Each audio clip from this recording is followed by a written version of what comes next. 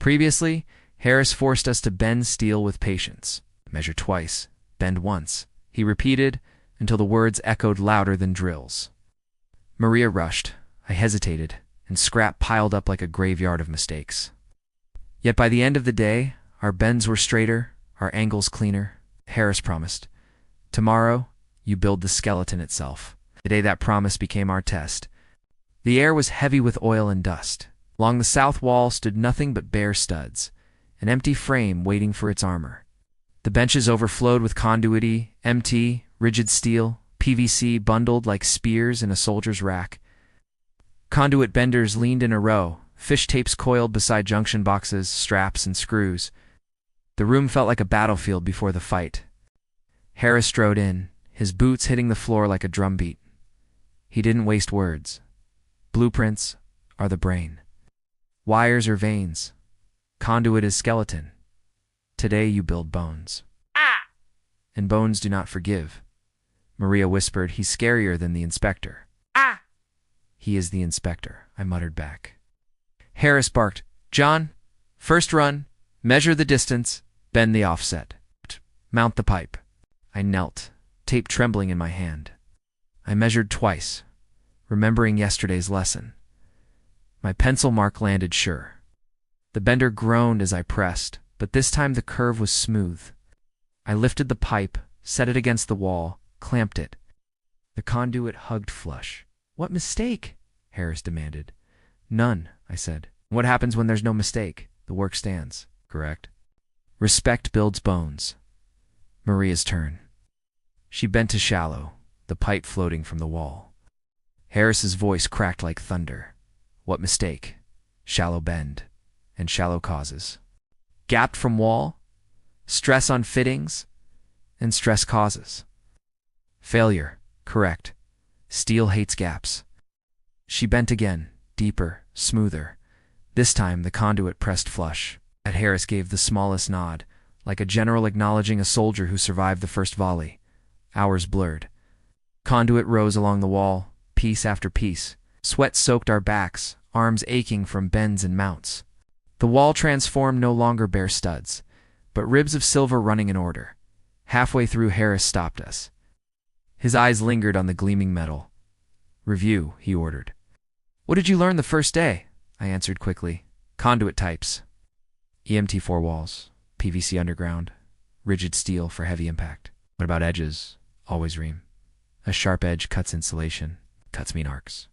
Arcs mean fire. Correct. First day, you learned conduit is armor, and airless armor is a blade." Turned to Maria. "Second day, what rule?" She wiped sweat from her forehead. "It's measured twice, bend once." "And why?" "'Cause crooked bends waste time, break fittings, and fail inspection." "And what happens when you rush? Scrap delay cost failure?" "Correct. Second day. You learned patience is accuracy, and accuracy is respect." He gestured at the wall we were building now. "Third day today, what do you see?" I swallowed. "The skeleton of power." "Correct," he said quietly, "and skeleton is law. Straight lines, proper spacing, secure clamps, order in metal. Inspectors don't see wires inside. They see bones outside. Okay. Ugly bones mean careless builders. Careless builders burn cities." The room went silent. Even Maria didn't joke. Harris broke it with a story. His voice was lower, heavier. "I had a friend named Delgado. Fast hands, fast bends. He thought inspectors didn't care about details. He bent sloppy, strapped crooked, looked fine to the eye. Edges shredded insulation. Months later, the wires arced. Flames took the ceiling, the report said. Poor workmanship. Delgado never touched conduit again. Skeleton collapsed because he mocked the law. The silence pressed harder than steel beams. I looked at the shining pipes we had mounted and felt my throat tighten. We pushed until dusk. Conduits rose in neat lines, clamped every 10 feet, junction boxes like joints along the ribs. The fish tape hissed as we pulled wires through, careful, slow, never forcing. Harris checked every clamp, every bend, every alignment with his level.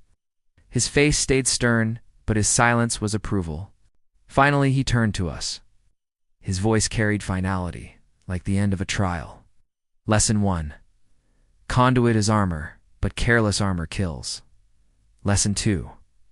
Measure twice. Bend once, patience is law. Lesson 3. Skeleton is order. You built bones today? Respect them, or they will betray you. Maria collapsed onto a coil of scrap, hair damp, arms trembling. So tomorrow, more bending? No, Harris said quietly. Tomorrow, words return. Not paper, not steel voices. The site will shout, confuse, lie. And people lie worse than circuits. I looked at the gleaming skeleton we built, ribs of steel rising straight and true. For the first time, I felt pride not just for surviving, but for building something that would stand longer than I would. Coming up next, episode 22. Words in the noise, voices on the site.